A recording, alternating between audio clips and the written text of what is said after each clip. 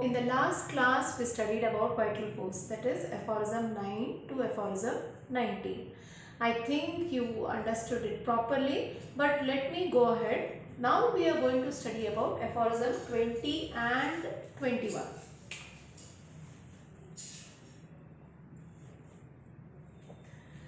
So once we spoke about the spirit-like vital force, now we will speak about spirit-like force of the medicines. Okay. So if our vital force is dynamic, then naturally the medicine to bring change should also be dynamic enough. I think you got the point. Just imagine if it would have been so easy. Like you would have heard many people tell, see, you eat walnuts. Your mothers usually tell that, even I tell that to my son, that you eat walnuts because see, nature has made them look like brain. They are good for your brain. You eat carrots, they are very good for your eyes. If you cut them, they just look like your eyes. At the same way, drink lot of beetroot juice because it is tend to promote blood or increase blood. So these are the things. Just imagine, it would have been so easy if the substances of the medicines are just look like and about the disease, and then we could have just prescribed. But it does not work like that. That makes us realize that if we have to give a medicine, then naturally we have to understand its dynamic power. Why I am putting so much force on dynamic? I don't mean like spirit like, but then why I am focusing more on dynamic? Because just imagine you are taking a piece of seashell and you are eating it. Do you think it will have any effect on your body? No. But at the same time, if you take calcarea carb 230 or 1 m, of course it acts on your body. So what is that the same shell from here to there makes a difference? The trituration and the potentization. True, that is the answer. But why do we do the trituration and potentization? Because a substance which is inert, like graphite or seashell or many such inert substances, their power comes out when they are triturated and potentized. So the dynamic power of the medicine we are going to study. Of course, this aphorism, as I told, aphorism 20 and 21 speaks about the spirit-like power of medicines.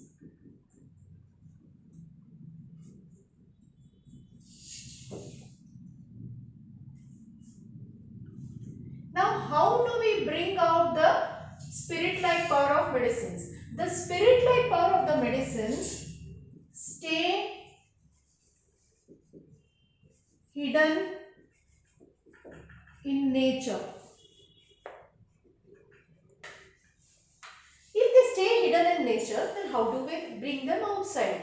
We cannot imagine, as I told, just looks like this disease or looks like this organ, so we give it. It does not work like that. So then how do we understand the spirit-like power of medicines which stay hidden in nature? Yes, you are right. It is by drug proving.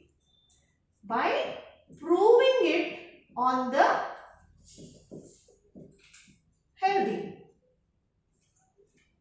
In these two aphorisms, we are not going to the details of drug proving, but yes, we are just, Hahnemann has just started pointing towards drug proving. Drug proving comes later on and we will be taking it as a group of aphorisms together. So, spirit-like power of medicines stay hidden in nature, and we understand this nature by proving the medicines on the healthy. Now, this is told in aphorism 20. Now let me go to aphorism 21. Of course, it tells the same thing, that is the curative power of medicine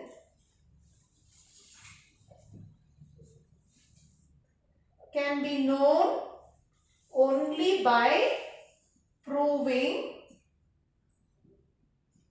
or giving them to the healthy. Then only can we understand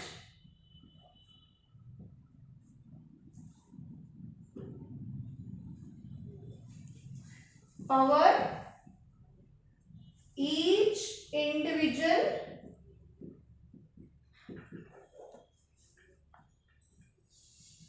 medicine possesses.